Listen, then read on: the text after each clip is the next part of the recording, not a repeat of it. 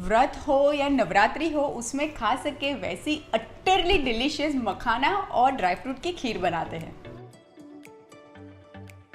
मैं आज 1 litre full fat दूध से मखाने की खीर बना रही हूँ, तो उसके लिए मैंने अप्रॉक्सीमेटली 100 ग्राम जितने मखाने लिए हैं। तो खीर बनाने की शुरुआत करते हैं। इसके लिए सबसे पहले मैं ये मखाने को घी के अंदर रोस्ट करूँगी। बिना रोस्ट करे हुए आप कभी भी खीर नहीं बना सकते हैं, क्योंकि मखाने में बहुत ज़्यादा मॉइस्चर होता है जो हमें उसको बर्न करना बहुत ज़रूरी होता है। तो खीर बनाने के लिए सबसे पहले मैं मखाने को घी में हल्का सा रोस्ट कर लूँगी। अप्रॉक्सीमेटली 2 टीस्पून जितना घी ले लेती हूँ और अब ऐड कर देते हैं मखाना।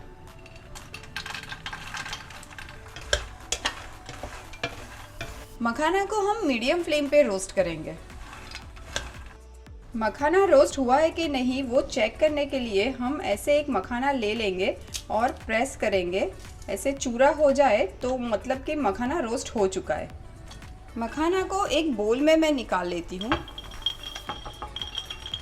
अब ये देखिए, मेरे पास यहाँ पे कुछ बादाम और काजू के टुकड़े हैं। ये मिक्सचर में मैं ये जो रोस्ट किए हुए मखाना है थोड़े से वो भी ऐड कर दूंगी और फिर हम इसको मिक्सी में चला के एक पाउडर बना देंगे। और ये पाउडर हम खीर में जब ऐड करेंगे तो खीर में बहुत अच्छी थिकनेस और एक रिचनेस आएगी। अब मैं यही वाली कढ़ाई में 1 लीटर दूध ले लेती हूँ। अब ये दूध तो उबलने लगा है, यही टाइम पे मैं इसमें ऐड कर देती हूँ 4 से 5 इलायची का पाउडर एंड थोड़ा सा केसर। अभी आप उपवास में केसर और इलायची नहीं खाते हैं तो आप अवॉइड भी कर सकते हैं। अब यही टाइम पे मैं खीर में शक्कर भी ऐड कर देती हूँ। मीठा आपको जितना पसंद है उस हिसाब से आप ले सकते हैं। मैंने यहाँ पे 1/4 कप प्लस थोड़ी सी शक्कर ली है। खीर को हम कंटिन्यूसली चलाते हुए पकाएंगे, वरना ये नीचे चिपकने लगता है। और अब ये दूध थोड़ा सा रिड्यूस होने लगा है। बस यही टाइम पे ये जो मिक्सर में हमने मिक्सचर पीसा हुआ था नट्स एंड मखाने का वो ऐड कर देंगे। और ये मिक्सचर ऐड करने के बाद हम कंटिन्यूसली वापस ये दूध को चलाते रहेंगे, वरना ये नीचे चिपक ही जाएगा। ये देखिए, खीर तो पकते हुए अच्छी खासी गाढ़ी हो चुकी है। बस यही टाइम पे मैं इसमें ऐड कर देती हूँ रोस्टेड मखाना एंड कुछ ड्राई फ्रूट्स। ड्राई फ्रूट्स में मैंने कुछ कटे हुए पिस्ता, बादाम एंड काजू लिया है। मखाना ऐड करने के बाद हम खीर को मीडियम फ्लेम पे बस 5 मिनट ही पकाएंगे और फिर हीट को टर्न ऑफ कर देंगे।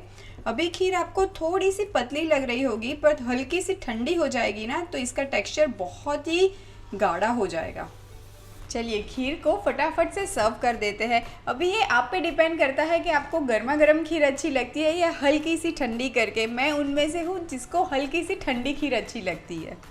आप देखेंगे कि खीर में जैसे ही मखाना आप ऐड करेंगे और हल्का सा मखाना कुक हो जाएंगे ना तो ये थोड़े श्रिंक हो जाएंगे। यही करेक्ट टेक्सचर है खीर का।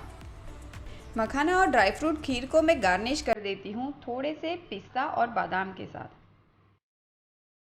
तो लीजिए, तैयार है utterly delicious makhana and dry fruit की खीर। आप इसको व्रत बिना व्रत कैसे भी एंजॉय कर सकते हैं।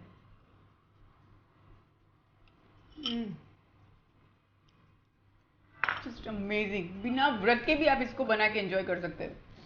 Too good.